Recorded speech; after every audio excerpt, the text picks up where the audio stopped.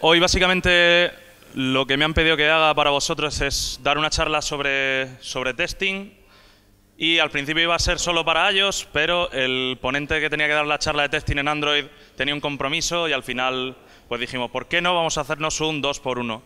Entonces vamos a ir un poco más rápido hoy de la cuenta porque lo que vamos a contar lo tenemos que contar para dos plataformas al mismo tiempo. Y creo que va a ser algo muy positivo para la gente que solo conozca una de las dos plataformas porque vais a poder ver un poco una comparativa con los mismos ejemplos escritos en diferentes lenguajes. Perdóname un segundo. Caballero. Ya está. Vale, entonces antes de empezar, presentarme. Yo soy Pedro Gómez, vengo de Karumi. Antes trabajé en sitios como en 20, aquí en Madrid y en Murcia, donde vengo, como en Droiders, una pequeñita empresa.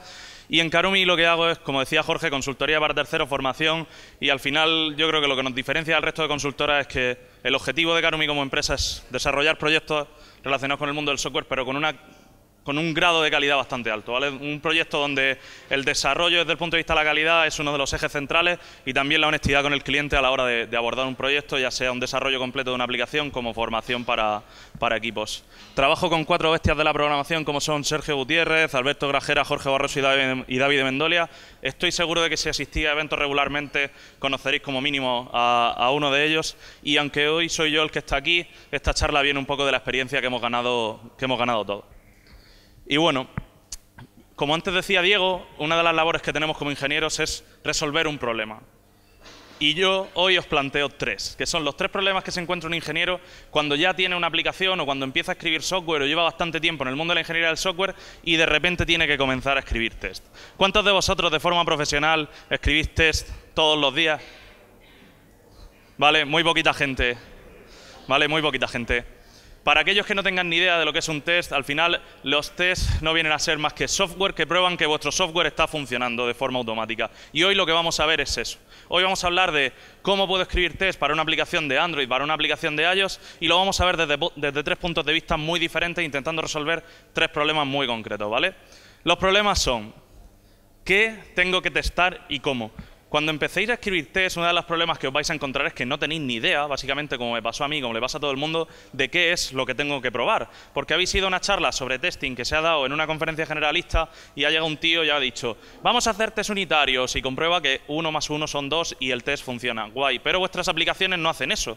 Vuestras aplicaciones no tienen nada que ver con eso. Entonces hoy vamos a ver qué es lo que hay que probar en una aplicación y cuáles son las estrategias que tenemos disponibles. Luego hay otro problema, y el segundo problema es el que os encontráis cuando pasáis de hacer ejercicios de testing muy genéricos que están preparados para que aquello vaya muy rodado a tengo que escribir test sobre mi aplicación. ¿Qué pasa si el código de mi aplicación no es testable? ¿Vale? Que es el más común de los problemas.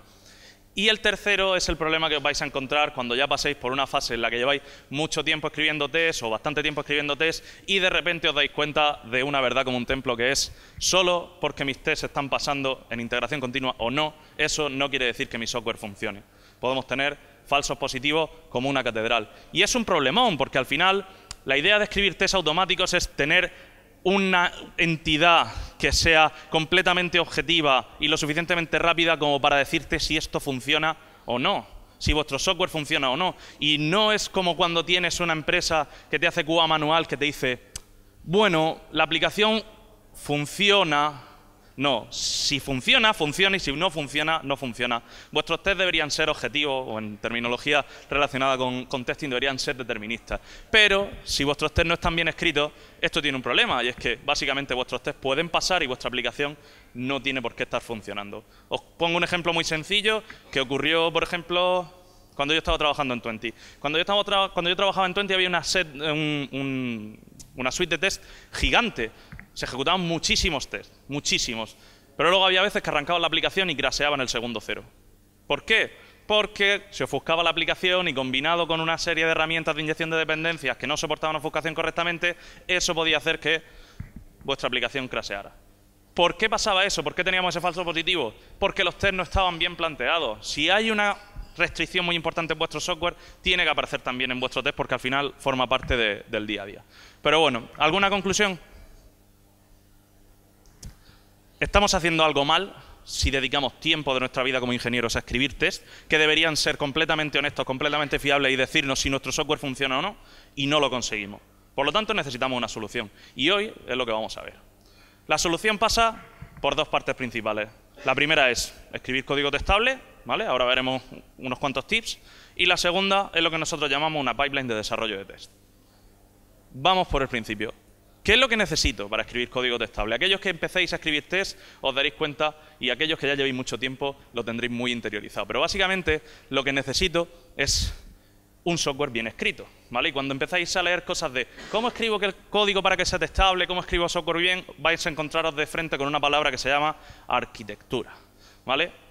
La arquitectura, me da igual la que utilicéis, hay diferentes implementaciones para resolver diferentes problemas. Podéis basar vuestra arquitectura en librerías tan agresivas como pueden ser Reactive y utilizar un paradigma completamente diferente de orientación a objetos, o podéis ir en plan comando y decir, pues yo voy a utilizar solo elementos del lenguaje y lo demás me da igual. Pero lo importante no es eso, lo importante es que tenéis que ocultar detalles de implementación. Y ahora veréis por qué eso es relevante para el testing, ¿vale? Hay una cosa que se llama el principio de inversión de dependencia. ¿Podéis levantar la mano los que sepáis qué es el principio de inversión de dependencia? Vale, la gran mayoría.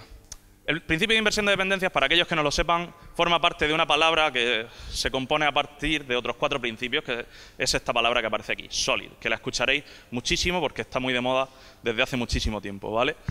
Y básicamente lo que viene a deciros es que cuando escribáis software tenéis que intentar no depender de detalles de implementación. Imaginaros que estamos escribiendo una aplicación y tenemos que escribir en base de datos. Y vamos a utilizar una librería como es Realm o cualquiera parecida, o un cliente HTTP como puede ser Retrofit o como puede ser OkHTTP, lo que queráis. No podemos escribir software haciendo que el detalle de implementación, que es el uso de una librería muy concreta en esa parte del software, se esparza como un virus por el resto de vuestra aplicación. ¿Cuándo nos podemos dar cuenta de que estamos violando el principio de inversión de dependencia? Por ejemplo, cuando nuestro código conoce de una forma muy sutil un detalle de implementación de una librería. Si no me equivoco, la librería de Retrofit tiene una clase que la utilizan para devolver de forma síncrona valores de retorno que se llama Retrofit Callback. Bueno, es el nombre del paquete, es com.retrofit no sé qué, .callback. Si en el diseño de vuestros API client empezáis a devolver objetos que forman parte de la declaración de esa librería, estáis generando acoplamiento y estáis rompiendo el principio de inversión de dependencia, y luego veremos por qué esto nos puede dar problemas para escribir los tests, ¿vale? Esta es la arquitectura que nosotros solemos seguir, ¿vale? Está basada en Clean Architecture, con algunos toques Karumi Style, y lo importante no son todas las cajas y la cantidad de colores diferentes que soy capaz de poner en una slide, sino que los detalles de implementación, que en este caso es la parte de interfaz de usuario, este Activity y este Biocontroller, y la parte de donde normalmente se utilizan más librerías, que es en la parte de conexión con servicios externos, ya pueda ser un servicio remoto o escritura en disco, están completamente aisladas a través de abstracciones. En este caso, la parte de interfaz de usuario se abstrae a través del uso de un patrón como puede ser Model View Presenter, y el origen de datos como puede ser un servicio remoto o escribir en base de datos están completamente extraídos a través del uso de un patrón repositorio. Podéis echarle un vistazo, si alguien tiene alguna duda lo podemos resolver. El problema es que cómo diseñáis vuestro software no es suficiente, porque el problema que teníamos es que no sabíamos cómo escribir test, no conseguíamos escribir test que fueran más o menos coherentes, y la arquitectura no nos resuelve ese problema. Simplemente nos permite como llegar hasta la mitad y estar listos para ser capaces de avanzar en temas de testing y hacerlo rápidamente. Lo que necesitamos es la segunda parte de la solución. Teníamos por un lado la parte del código testable y por otro lado teníamos la pipeline de desarrollo. ¿Qué es una pipeline de desarrollo? Básicamente es un término que nosotros acuñamos hace poco, lo vamos a mandar al IEQ ahí para que sea oficial, o a la RAE o a PR Reverte directamente, estamos viéndolo, y lo que define es qué es lo que quiero probar dentro de mi software y cómo lo quiero probar. Una pipeline de desarrollo de test al final lo que dice es, si mi aplicación hace esto, esto es lo que quiero probar y esto es cómo lo voy a probar. Voy a utilizar esta librería, voy a utilizar este framework de testing, voy a utilizar este entorno de integración continua. Eso es lo importante. Y esa es la segunda parte de la solución. Por lo tanto, vamos a hablar de estas dos cosas, de qué quiero probar, qué quiero testar y cómo quiero hacerlo. Hay por lo menos 3 cosas fundamentales que tenéis que probar o donde deberíais centrar vuestro esfuerzo a la hora de desarrollar test para vuestras aplicaciones. La primera es comprobar que mi código implementa los requisitos del negocio, ¿no? Que mi código, la parte de lógica de negocio, si hay alguna restricción importante, como por ejemplo, a partir del amigo número 1000 en Facebook voy a mostrar o voy a lanzar una excepción o de alguna forma voy a comunicar que no se pueden hacer más amigos en un día, eso es una regla de negocio. O cuando estoy haciendo una calculadora, todas las operaciones y la concatenación de operadores y si guardo el valor previo o no, eso son reglas de negocio. Pues tenemos que comprobar que eso está funcionando desde el punto de vista del código, que nuestro código refleja esos requisitos.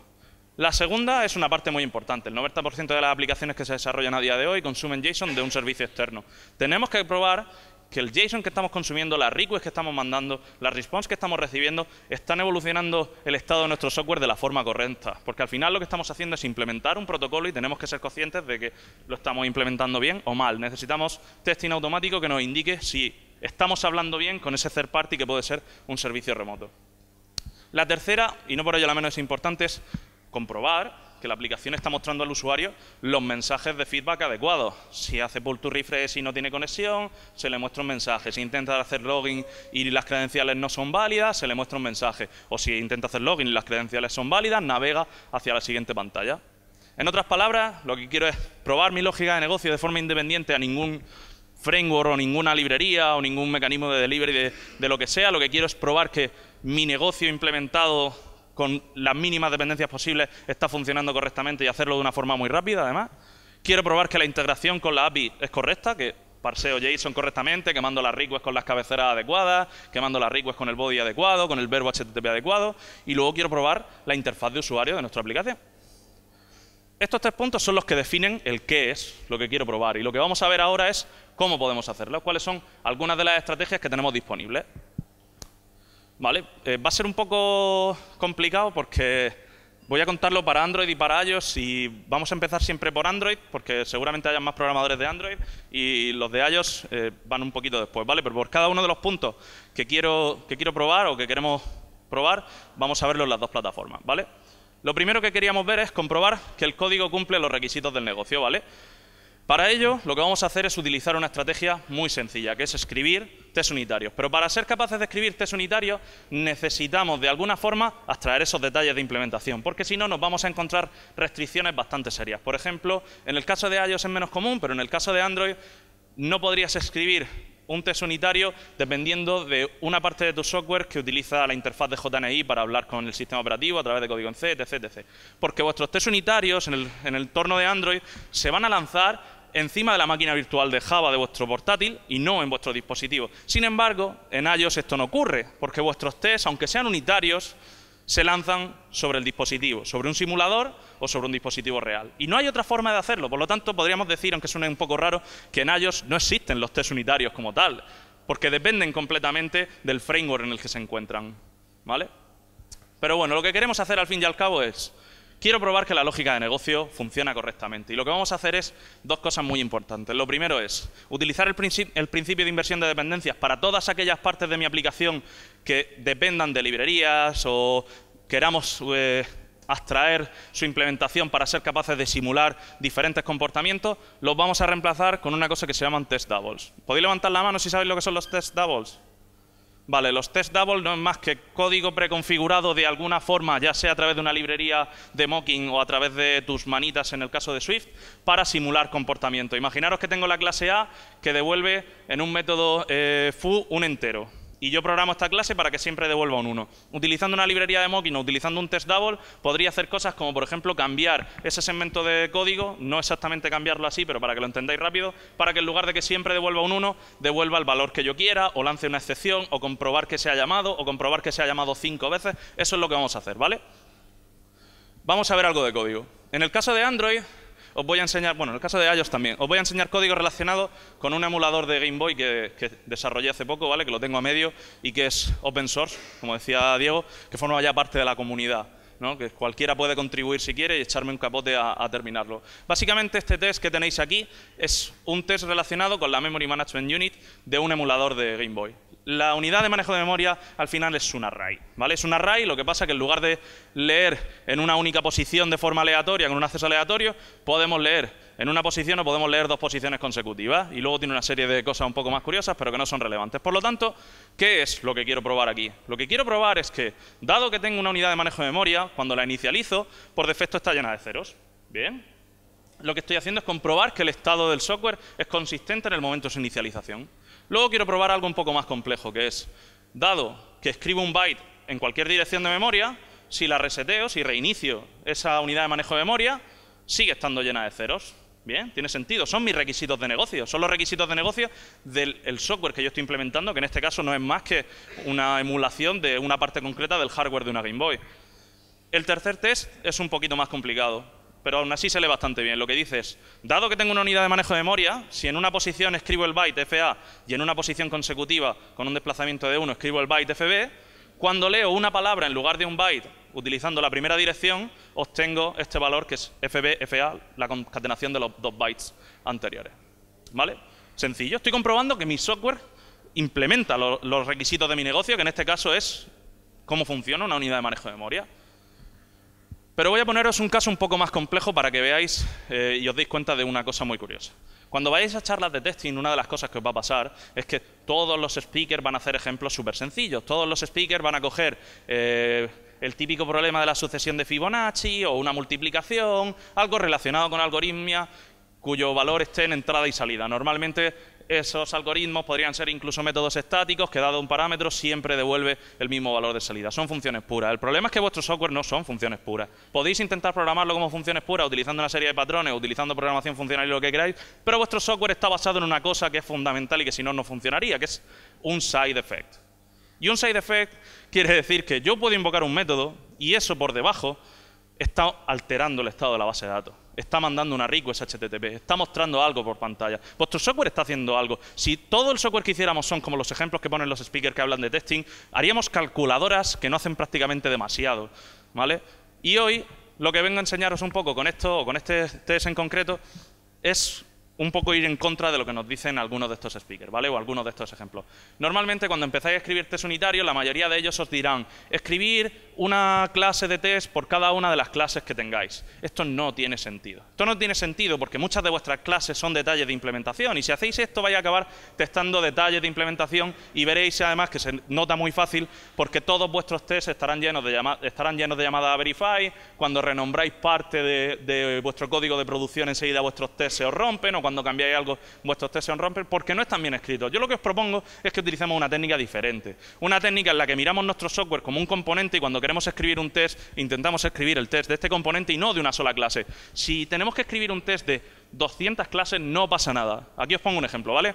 Este test está asociado a la ejecución de la BIOS de una Game Boy. La ejecución de la BIOS de una Game Boy lo que hace básicamente es leer el cartucho de la Game Boy, levantarlo en memoria, apuntar a 2 zonas muy específicas del cartucho que limitan el código de la BIOS en binario, cargarlo sobre la unidad de manejo de memoria y ejecutar unos 16.000, 18.000 ciclos de CPU hasta que veis cómo el logo de Nintendo scrollea hacia abajo y hace un beep al final. Eso es la BIOS de la Game Boy. Pues lo que vamos a hacer aquí es probar que por debajo la BIOS está haciendo lo que tiene que hacer. Perdón, la ejecución de la BIOS está haciendo lo que tiene que hacer. Y para ello lo que vamos a hacer es vamos a inicializar un montón de clases, que son la mayoría relacionadas con mi software. Vamos a inicializar la clase que implementa el procesador. Por debajo de esto pueden haber 200 ficheros implementando, porque es el procesador y todo el ISA de instrucciones. Aquí debajo tenemos la unidad de manejo de memoria. Aquí debajo tenemos la GPU que se utiliza para parte de la memoria de vídeo. Luego tenemos un Game Loader y la propia Game Boy en sí. Y lo que voy a hacer es decirle, dado que tengo una Game Boy, si la ejercito hasta que termina la ejecución de la BIOS por completo, al final en esta zona de memoria de la MMU voy a poder comprobar que efectivamente hay un 1 indicando que la BIOS se ha cargado correctamente. O que si ejecuto la BIOS hasta la tercera etapa, el logo de Nintendo en memoria está cargado dentro de la sección de memoria de vídeo de nuestra MMU. Y para ello no nos tiene que dar miedo ejecutar o utilizar como subject under test, como sujeto bajo prueba, más de una clase al mismo tiempo. Lo que sí tenemos que hacer es lo que os decía al principio, y es utilizar el principio de inversión de dependencias para ser capaces de hacer esto rápidamente. Como os decía, parte de esta ejecución depende de leer de disco, porque tengo que coger el equivalente a un cartucho, que son esas ROM que os bajáis cuando tenéis ganas de jugar al Super Mario y vuestra Game Boy se ha roto, y tenemos que leerlo. Pero yo no tengo disponible en este test, en concreto que corre con JUnit encima de la máquina virtual de Java, un dispositivo. Ni quiero, porque en realidad eso lo único que va a hacer es enlentecer mi suite. Lo que vamos a hacer es abstraer la parte de nuestro software que lee de disco. En este caso, aquí se crea una nueva instancia de una clase que se llama Fake Game Reader.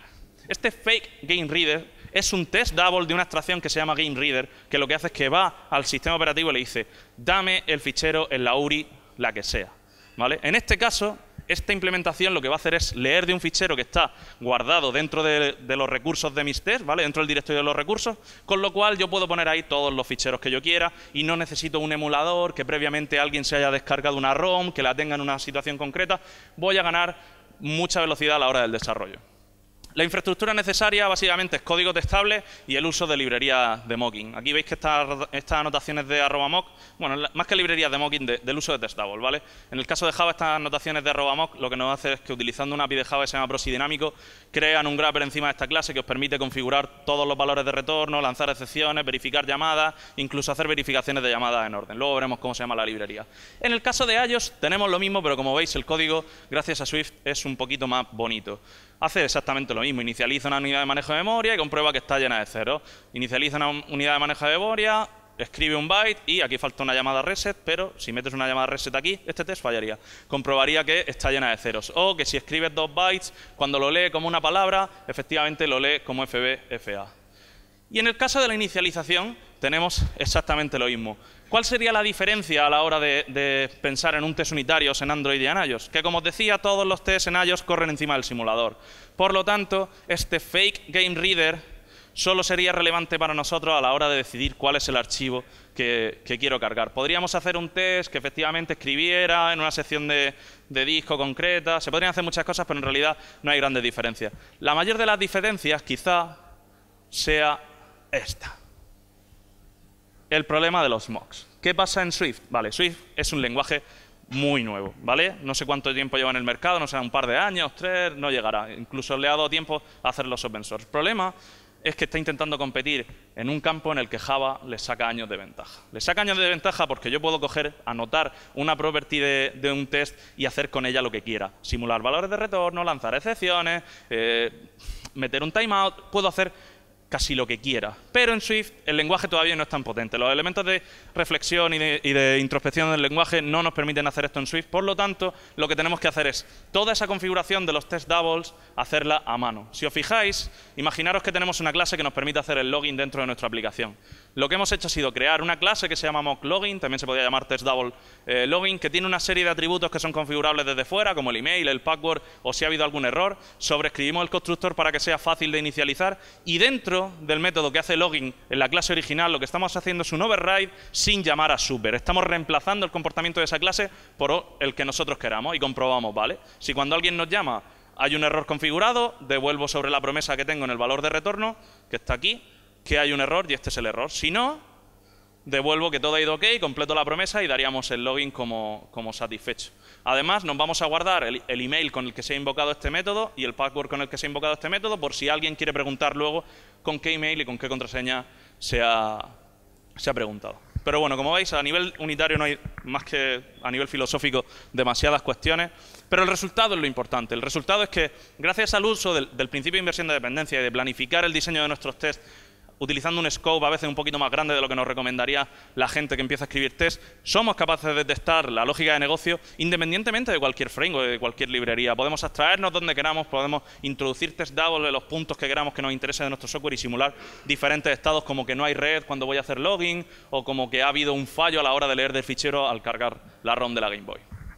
La segunda cosa que queríamos probar era que el protocolo de comunicación con un servicio remoto, como puede ser una API, se está cumpliendo, efectivamente. O sea, estamos mandando los mensajes correctos y estamos recibiendo las respuestas, y ante esas respuestas estamos ejercitando el software de forma correcta. Por lo tanto, al final lo que quiero probar es que todas las requests y las responses HTTP se están manejando bien y además el parsing de JSON está funcionando, que suele ser bastante parte del código sobre el que estamos trabajando. La estrategia va a ser un poquito diferente. Aquí no vamos a utilizar test doubles, pero en cierto modo sí vamos a aprovechar unas técnicas un poco hacky, depende del lenguaje, para poder hacer esto. En el caso de Java, lo que vamos a hacer es levantar un servicio HTTP que podemos, desde el código Java, configurar y decir, cuando alguien mande una request a este endpoint, devuelve este status code y devuelve este JSON. O devuelve este error de lo que sea. O tarda más de la cuenta. O haz dropping de paquetes y tira la mitad de los paquetes, cosas así, ¿vale? Pero en el caso de Objective-C, en lugar de levantar un servicio HTTP, lo que vamos a hacer es utilizar un mecanismo del lenguaje que se llama SwissLink. Digo en Objective-C, pero también se El SwitchLink solo está implementado para Objective-C, pero se puede hacer grabbing encima de Objective-C en Swift y es bastante fácil de utilizar. Bueno, lo importante es que no vamos a levantar un servicio HTTP, sino lo que vamos a hacer es utilizar una herramienta del lenguaje que nos permite en runtime interponernos en la llamada a cualquier método y decir, si alguien en algún momento llama a este método, haz esto. Y, por ejemplo, un método que escribe en disco un contenido de un archivo lo podríamos reemplazar porque no escribiera nada o porque escribiera lo que nosotros quisiéramos. Vamos a ver algo de código. En el caso de Android, lo que vamos a hacer es, como os decía, preparar un entorno que nos permita configurar la respuesta ante las requests que nosotros queramos. Los tests que veis aquí están relacionados con el proceso de renegociación de sesión.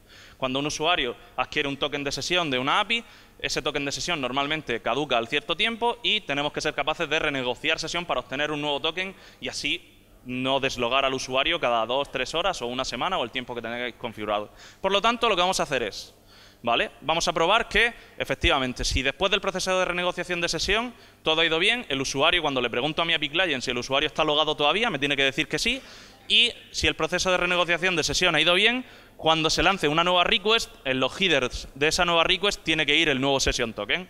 ¿Vale? Pues vamos a echarle un vistazo al código. Lo que vamos a hacer es realizar un login inicial, encolar una serie de respuestas a un authorize que le indiquen que el token de sesión ha caducado y luego indicar que efectivamente a la tercera request que se está mandando el proceso de renegociación de sesión ha funcionado correctamente y le devolvemos un nuevo token. Luego encolamos una respuesta para que repita la request original y al final de todo comprobamos que el usuario sigue logado. Y por el medio, en la parte en la que ejercitamos el sujeto bajo pruebas, lo que vamos a hacer es crear una request HTTP y a través de una API Client enviarla. Por lo tanto, todo este código de aquí por debajo lo que va a hacer es envía una request HTTP, le dice que es un authorize con el primer token de sesión que tiene. Vuelve a intentar renegociar sesión con el segundo token de backup que tiene y le dice que es un authorize. Manda al usuario la password que tiene por ahí guardado y le dice, ok, ya tiene sesión y efectivamente después repite la request original, que es esta que se había creado aquí, y al final cuando preguntamos si el usuario sigue logado o no, la respuesta es que sí. El caso de abajo es muy similar y lo único que probamos al final es que comprueba que la request contiene el header con la key access token, el out type que sea y el new access token que hemos configurado en esta parte de los tests. También queremos probar que el JSON que estamos parseando es el correcto y para ello lo que vamos a hacer es aprovecharnos de los valores de retorno que tienen los API Client que hemos construido. Por lo tanto, podemos comprobar cómo estos tests que están relacionados con un carrito de un e-commerce lo que van a hacer es, cuando pido al API Client del carrito que me dé el carrito actual, este carrito que se obtiene aquí, esta instancia de un cart DTO, vamos a comprobar que tiene los valores que esperamos, que tenga un ítem o que tenga 2, o que el total del carrito sean, no sé, 200 euros, lo que sea. Y para ser capaces de probar en este segmento del código que tiene los valores esperados, lo que necesitamos es configurar el servidor para que devuelva en el body JSON con los valores esperados. Si os fijáis, esta constante de aquí, getCardResponseFile, está descrita aquí y el valor es un string que pone getCardResponse.json, ¿vale? Este fichero está dentro de los recursos de los tests, dentro del directorio de recursos de los tests. No está en un servicio remoto, ni es algo que tengáis que hacer una pull request a un servicio diferente. No, está contenido dentro del repositorio en el que vosotros estáis trabajando y lo que os va a permitir es decir, vale, voy a configurar este entorno para que cuando alguien haga una request, yo devuelva este JSON. Y a partir de este JSON, lo que voy a probar es que efectivamente el objeto que se me está devolviendo es este card DTO con los valores que espero. Los tests que tenía abajo son muy similares, ¿vale? La infraestructura necesaria. Lo único que necesitamos es una librería como Mock Web Server o WireMock que se inicializa antes de la ejecución de cada test y se para después de la ejecución de cada test para poder borrar el estado asociado al servidor que tenemos. Y esto en este caso lo hemos hecho utilizando una clase base para nuestros tests, pero no sería necesario, lo podéis hacer con un test rule si queréis, de JUnit, que están bastante bien, pero bueno, sería una forma muy sencilla de resolverlo. Una cosa curiosa, y que ahora veréis que es la principal diferencia con iOS, es que en Android este servidor que se levanta tiene un host propio, ¿vale? Tiene un host al que nosotros tenemos que apuntar nuestro API Client. Imaginaros que es localhost. Pues tenemos que apuntar nuestro API Client hacia localhost porque si no, el código que nosotros hemos escrito mandaría la request directamente hacia el entorno de producción y no es lo que nosotros queremos. Por eso hay un método aquí que se llama initialize API Client que por debajo lo que hace es pregúntale al servidor que has levantado, que es de mentirijilla, cuál es su host para que yo pueda mandar la request ahí. Y luego también necesitamos una serie de métodos de utilidades que nos permitan de una forma muy sencilla encolar una respuesta. Todos los métodos que habéis visto antes, que se llamaban enqueueResponse, con una constante con un string delante, lo que hacían por debajo era esto. Crean una mock response, le ponen como body el contenido del archivo que se pasa como parámetro, se lo ponen aquí, set body, file content, y la encolan. Fácil, ¿no? En el caso de iOS, la cosa se complica un poco más por el uso de la librería, pero a mí personalmente creo que esta aproximación me gusta un poquito más. Como os decía, en iOS vamos a utilizar Swizzling de Objective-C para no tener que levantar un servidor HTTP real, y lo que vamos a hacer es que cuando el sistema operativo realice llamadas según qué partes del código del SDK de iOS, vamos a reemplazar esos valores de retorno con lo que nosotros queramos. Vamos a utilizar una librería que se llama, en inglés sería Nozilla, en español es Nocilla, que mola mucho más, para hacer cosas como esta. Vamos a hacer stubbing de una request, que es el equivalente a encolar una request en Android, y vamos a decir que si nos llega una request de tipo post a este endpoint, que es el endpoint real de producción de una cata que desarrollamos, JSON placeholder, .typecode, whatever, y si esa request tiene asociado este body, que es el contenido de un archivo JSON, veis aquí que llama from JSON file, lo que está haciendo es leer un archivo que tiene este nombre y la extensión .json, entonces si le llega esta casuística va a devolver un 201. Y nosotros por debajo lo que vamos a hacer es, vale, voy a coger el API client, voy a añadir una task, porque es un API client de un to-do list, ¿vale? Voy a añadir una task al usuario 1 con el título no sé qué, y en el callback de respuesta, en el completion handler, me voy a guardar el resultado. Y al final voy a comprobar que efectivamente la task que me devuelve contiene los valores esperados. Y esto es todo lo que vamos a hacer. Si os fijáis, aquí es un poquito diferente porque lo que vamos a hacer es, vale, si alguien me manda una request de tipo guest a este host con el valor de retorno 200 y con el body que está descrito en este archivo, entonces voy a comprobar que esto que hay aquí, que es getTaskResponse.json, se ha transformado en una lista de objetos task DTO, que en concreto son 200 objetos, y el primer objeto de ellos contiene el valor que estoy esperando. La infraestructura necesaria es una clase base, que lo podéis hacer tan fácil como esto, una clase base que extienda de XCTestCase, que inicialice la librería de Nozilla, que durante el proceso de setup la inicialice, durante el proceso de teardown la paralice. Y también algunos métodos de utilería que nos permitan leer de los recursos del proyecto archivos de JSON que tengáis configurados, ¿vale? El resultado, bueno, hay una diferencia muy importante que no sé si os habéis dado cuenta, que está aquí, que es que cuando estábamos escribiendo un test para comprobar algo similar en Java, los valores de retorno eran síncronos, pero en iOS son asíncronos. En Java es muy raro que alguien escriba un test de la característica que sea asíncrono, porque normalmente toda la API del lenguaje de todo el SDK y de todas las librerías permiten hacer llamadas síncronas para que tú manejes el threading como quieras. Sin embargo, en iOS los métodos síncronos que habían antes, por ejemplo, para hacer una request HTTP están deprecados. Eso quiere decir que tenemos que utilizar una API asíncrona, y eso quiere decir que cuando yo llamo a esto, la ejecución de mi test, si no me espero a que se complete este handler o a que se llame a este callback, la ejecución de mi test va a terminar, va a comenzar la ejecución del siguiente y puede generarme problemas de resultados no deterministas, ¿vale? Entonces lo que vamos a hacer es, utilizando una librería que se llama Nimble, hacer una espera activa utilizando esta API tan chula que dice: espera que el contador de este callback en algún momento en los valores, en algún momento en el futuro, sea igual a 200. Utilizando una librería que nos permite hacer esta espera activa de una forma muy sencilla, podemos solventar el problema de tener que escribir test asíncronos. Pero bueno, la infraestructura necesaria, como os decía, era el uso de una librería como puede ser Nozilla o HTTP Stubs. Yo personalmente creo que esta es bastante más fácil de utilizar y me gusta mucho más el API. Y al final, el resultado de todo esto es que podemos comprobar que la integración del código que hemos escrito con un servicio remoto, como puede ser una API de terceros que escupe JSON, está funcionando correctamente. El último problema que queríamos resolver quizás sea la parte más difícil. Lo que queremos probar es que la aplicación está mostrando al usuario los mensajes correctos. Quiero probar que cuando hace login se cierra el biocontroller y se abre el nuevo biocontroller con la página principal. O si los credenciales no son correctos, quiero comprobar que se está mostrando un mensaje de: tío, te has colado poniendo la password, mira a ver qué ha pasado. Para ello lo que vamos a hacer es una técnica un poquito diferente a la que vais a encontrar. De hecho, creo que nadie trabajando en el SDK de Android, o nadie de Google, o nadie del SDK de iOS, o el señor del pelo blanco de las charlas estas de Stanford y tal, os lo recomendaría.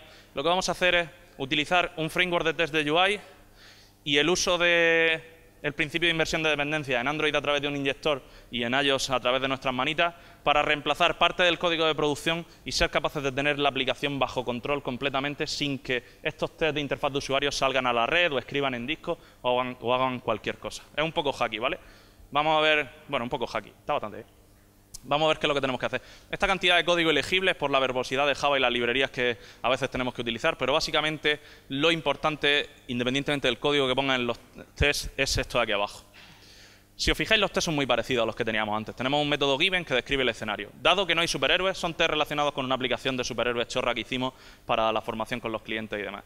Entonces creamos un escenario inicial en el que decimos, dado que no hay superhéroes, cuando arranco la activity principal de la aplicación, o el activity en el que me encuentro escribiendo el test, vamos a encontrar una vista con el emoji haciendo así, que es el empty case que utilizamos nosotros cuando podemos, y este emoji se está mostrando.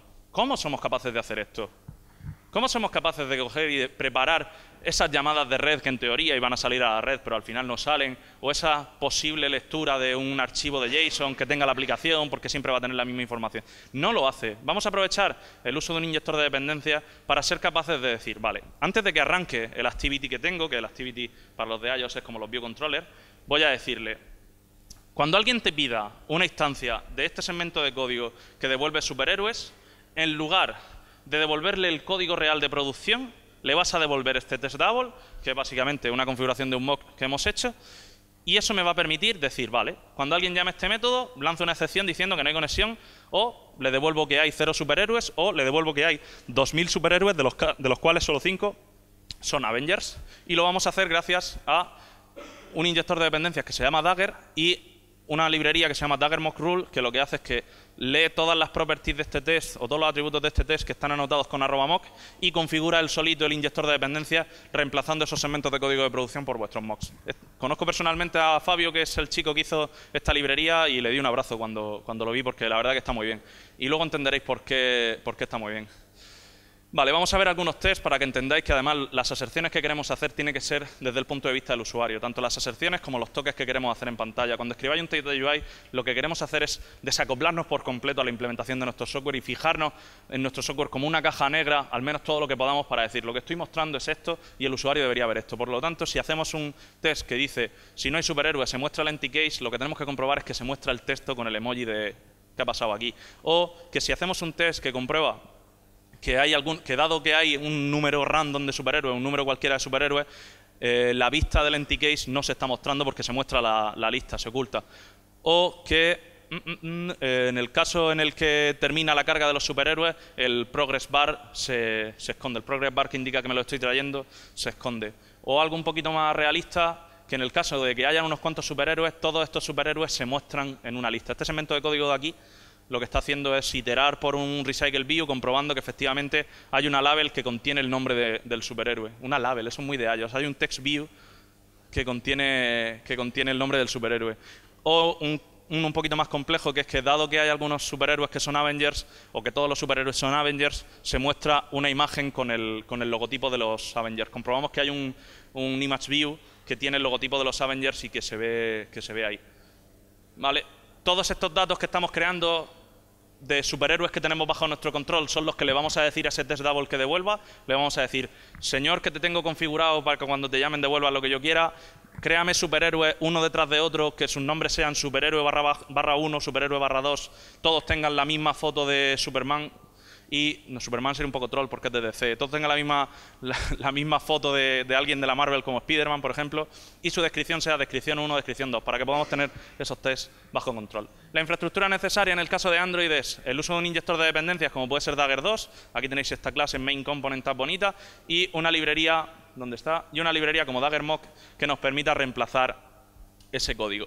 ¿Por qué necesitamos tanta historia para poder hacer esto? Alguno de ellos estará diciendo, pero si yo puedo crear una instancia de un biocontroller, hacer que las properties no sean privadas y antes de que inicie el ciclo de vida le puedo setear ahí una detrás de otra a mis properties y ya está, pues configuro un mock aquí o me hago un mock aquí, se lo seteo allá, lo levanto, lo presento y a correr. En Android no se puede. En Android no hay forma alguna, por culpa de los intents o gracias a los intents, de obtener una instancia de una clase main activity, por ejemplo, que no haya inicializado su ciclo de vida. Es imposible. Si pudiéramos hacer esto, hablando con gente que se dedica al testing en Google, el otro día me escribían, porque de vez en cuando hablamos con la gente, con Stephanie, con José y demás, oye, vosotros que escribís muchos tests, ¿cuáles son los problemas que habéis encontrado? Y se lo dije, si fuerais capaces de darme una instancia de una activity sin que su ciclo de vida se inicialice, no hace falta toda esta historia. Pero como no se puede, al final lo que tenemos que ser capaces de hacer código que durante el primer paso del ciclo de inicialización, del ciclo de vida de la activity, esté preguntándole a alguien, utilizando el principio de inversión de dependencia y el inyector de dependencia, le pregunte, oye, alguien me ha dicho que yo tengo una property que es, o un atributo, que es un caso de uso que se llama login, o un repositorio de superhéroes. Por favor, dame el que te hayan configurado. Y nosotros, antes de inicializar el activity, le decimos al inyector de dependencia, oye, si en algún momento alguien te pide esto, dale este test double que le va a hacer falta. Gracias a eso somos capaces de escribir estos tests. Si no, estos tests tendrían que salir a la red, tendrían que escribir en disco. Y cuando alguien nos diga, no, yo es que no escribo test de UI porque son muy flaky, esa palabra que le mola tanto. El problema de que vuestros tests sean flaky es que estáis escribiéndolos mal, no es que los tests sean flaky. O sea, es que estáis intentando hacer una aproximación que es muy complicada, en el que hay muchas partes móviles en juego, en el que tengo que tener un entorno de provision y no de producción levantado, que cuando quiero hacer login con un usuario, ese usuario tiene que existir en alguna base de datos, o si no, no puedo hacer login. Tengo que configurar una serie de información relativa al usuario, como el nombre, el número de amigos que tiene, la cantidad de películas que ha visto, lo que sea, o la información de los superhéroes. Es muy complicado. Utilizando esta técnica lo que vamos a hacer es que toda esa inicialización de los casos de uso, toda esa inicialización de la información necesaria para escribir un test sea súper trivial. Y lo puedo hacer desde mi máquina, no tengo que ir a otro repositorio, comitear, desplegar una API de provisioning. Vamos a mejorar mucho en este sentido. En el caso de iOS lo que vamos a utilizar es algo muy parecido, pero sin el inyector de dependencias. Vamos a decir, vale, imaginaros que la parte que vamos a moquear es el repositorio. El repositorio representa una abstracción sobre una colección de datos que puede ser remota o no, puede tener varios orígenes o no. Al final, este señor de aquí lo que nos devuelve son superhéroes. Y, al igual que hacíamos en Java, decimos, dado que no hay superhéroes, cuando abro el view controller de los superhéroes, espero que se muestre la vista con el accessibility label, así, ¿vale? Este señor de aquí es Kif, que es un framework desarrollado por la gente de Square, que son los dioses de los programadores de Android y son los desconocidos de los programadores de iPhone. Así de curioso. Estos señores hicieron un test, un framework de testing de UI montado encima del sistema de accesibilidad de iOS, porque se dieron cuenta que iOS hace la accesibilidad de puta madre y cada vez que tú seteas una label, automáticamente un señor con un text-to-speech, o como se llame la herramienta que utiliza la gente que necesita la API de accesibilidad, puede verlo automáticamente. Entonces, aprovechándose de todo esto, ellos dijeron, vale, vamos a hacer que la parte de las aserciones sea hacer esperas sobre elementos que tengan un accessibility label. Por lo tanto, en el momento en el que configuráis un label con un empty case, podéis preguntar por él tan fácil como esto. Sin embargo, en Android, hacer eso es tan fácil como este chorro de aquí con 1, 2, 3, 4, 5, 6, 7, 8, 9 y 10 paréntesis y un punto y coma al final. ¿Vale? Es bastante complicado. Pero bueno, amor aparte a la gente de Kif, como podéis comprobar, la inicialización de este view controller es la principal diferencia en el caso de Android y de iOS. Lo que vamos a hacer es obtener una instancia del view controller que queremos, ¿vale? En este caso lo hacemos a través de una factoría, que por motivos históricos lo llamamos service locator, pero no lo es. Y obtenemos una instancia, ¿vale? Como si hiciéramos un new y le pasamos un zip o el nombre del storyboard, levantamos el storyboard y cargamos el view controller. Y hay una serie de propiedades, que son los atributos que tienen, como en este caso el presenter, porque utilizamos un patrón para implementar la UI. Y este presenter se lo vamos a asignar con elementos de nuestro software que tengamos bajo nuestro control. En concreto, este repositorio moqueado. Y luego al final le vamos a decir, presenta este biocontroller. ¿Qué es lo que va a hacer este método? Este método va a coger el objeto window que tenéis en vuestro app delegate y le va a decir, ese root biocontroller que tú tienes, lo quitas y me pones el mío, que quiero hacer las aserciones sobre esto. Y los tests pues son muy parecidos. Un poco menos verbosos por el lenguaje, pero muy parecidos. Al final hacemos cosas del estilo de, dado que hay algunos superhéroes, cuando abro el view controller de los superhéroes, compruebo que todos los nombres de estos superhéroes se están mostrando. Y Kif el solito va haciendo scroll por la lista, además muy gracioso, lo vais viendo, pum, pum, pum, va bajando. Y en el caso de que haya alguno que no lo encuentre, falla el test. O, dado que hay algunos superhéroes que son Avengers, cuando abro el view controller compruebo que hay un elemento gráfico que tiene el label de accesibilidad con el nombre del superhéroe _Avengers Batch. Por lo tanto, Spider-Man _Avengers Batch depende de la película de los Avengers que hayáis visto.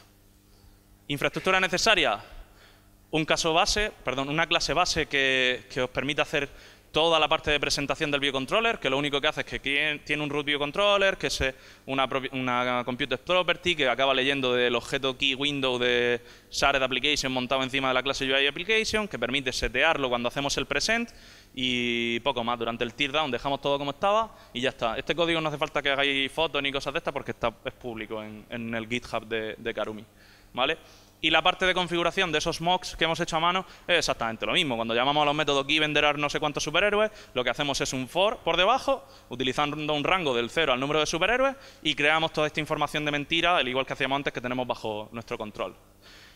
Los mocks es la principal diferencia, o los test double. La cosa es que, pues como os contaba antes, la única forma que tienes de ser capaz de levantar un test double de forma automática utilizando cmoquito es hacer que tu código o tu clase que quieras moquear extienda DNSObject, y normalmente no quieres hacerlo. No quieres hacerlo porque Swift no tiene herencia múltiple y en caso de que quisieras heredar de otra cosa tendrías problemas, o porque eso tiene una serie de trade-offs que no te interesan, ¿vale? Además, aunque heredes DNSObject, no puedes utilizar toda la API de cmoquito y es un poco coñazo. Yo os recomendaría que lo hicierais con vuestras manitas porque además os forzáis a decidir y pensar muy bien dónde vais a utilizar un test double y os daréis cuenta de que diseñáis mucho mejor vuestros tests cuando el número de test double que podéis crear están limitados en el tiempo porque vuestras manos no dan para mucho más.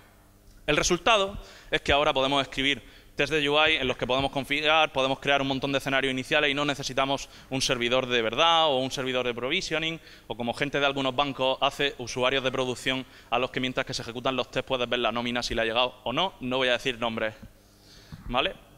Ahora ya hemos terminado. Después de esta chapa multiplataforma, lo que tenemos es una pipeline de desarrollo de test que es completa. Sabemos qué testar y cómo queremos hacerlo. Sabemos los problemas que nos vamos a encontrar, las técnicas que tenemos disponibles y las herramientas que podemos utilizar.